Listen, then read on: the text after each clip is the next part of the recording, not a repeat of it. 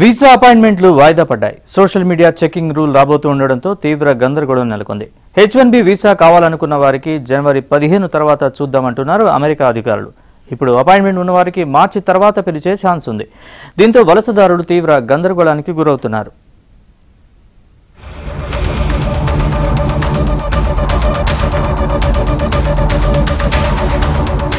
America తీసుకొచ్చిన కొత్త social media vetting విధానం H1B దరఖాస్తుదారుల్లో గందరగోళం సృష్టిస్తోంది. ఈ విధానం వల్ల భారీ సంఖ్యలో వీసా అపాయింట్మెంట్లు వచ్చే ఏడాదికి వాయిదా పడ్డాయి.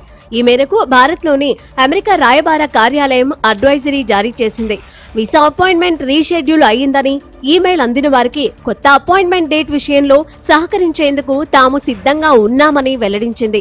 అలాగే రీషెడ్యూలింగ్ గురించి తెలియజేసిన తర్వాత కూడా గతంలో షెడ్యూల్ చేసిన ఇంటర్వ్యూ తేదీకి కాన్సులేట్ కు రావద్దని సూచించింది. మళ్లీ కొత్త తేదీలపై స్పష్టత లేనప్పటికీ డిసెంబర్లో జరగాల్సిన ఇంటర్వ్యూలు వచ్చే ఏడాది మార్చిలో చేపట్టే అవకాశాలున్నాయని సమాచారం.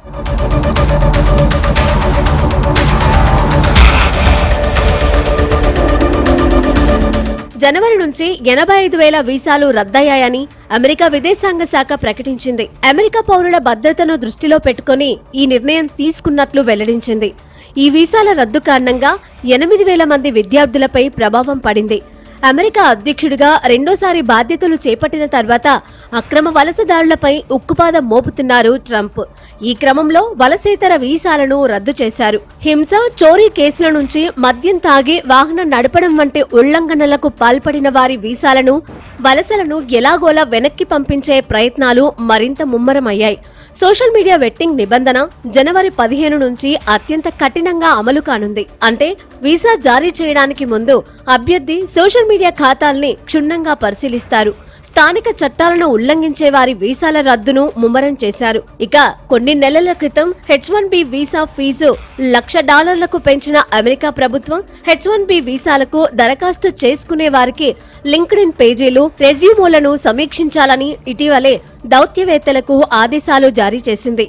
ఈ కొత్త నిబంధనల నేపథ్యంలో వీసా అపాయింట్మెంట్లు, సోషల్ మీడియా వెట్టింగ్, వీసా దరఖాస్తుదారులకు అనుమతి ఇవ్వొచ్చా లేదా అనే దాన్ని అంచనా వేయడం కోసం వారి ఆన్లైన్ యాక్టివిటీని అధికారులు తనిఖీ చేస్తారు. సంబంధిత విద్యార్థుల సోషల్ మీడియా ప్రొఫైళ్లను పరిశీలించిన తర్వాతే వీసా మంజూరు చేస్తారు.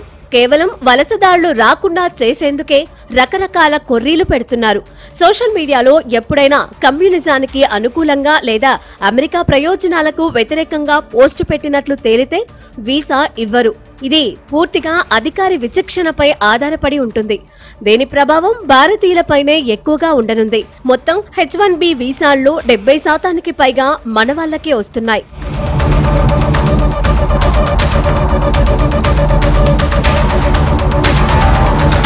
గత 10 ఏళ్లలో 71% కంటే ఎక్కువ మంది భారతీయులు H1B వీసాలను చేజిక్కించుకున్నారు. అమెరికాలో 7,30,000 మంది H1B వీసాదారులు వారిపై ఆధారపడ్డారు. మరో 5.5 లక్షల మంది ఉన్నారని అంచనా. అమెరికా ఆంక్షల దెబ్బకు చాలా కంపెనీలు H1B వీసా స్పాన్సర్షిప్ నుంచి తప్పుకుంటున్నాయి.